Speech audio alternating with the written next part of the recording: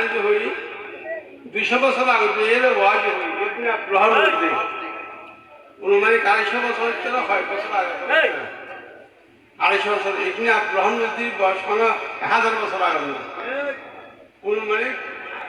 250 বছর দুবার 6 বছর অত বেশি তো হবে না নির্দিষ্ট সময় হওয়া যায় না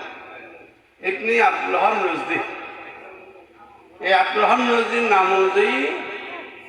এই ওয়াবি হওয়া যাবে এটা একটা ওয়াবি হইলে শরম লাগে তিনি এখন 250 বছর আগে দেওয়া দাম খারিজি দলিবে মৌলা আলীর বিরুদ্ধে কিছু দলিবে বহুত পুরানা বেয়াদ ওয়াবি হলে ইতারা পরিচয় দিলে হনারা খারিজি ইতারা গোমরা ইমান আরো গিয়ে দেয় মৌলা আলীর খোলাফা আছে দিনের আমির মুমিনের নামানোর কারণে তারা ইমান আরো গিয়ে দেয় খারিজ হয়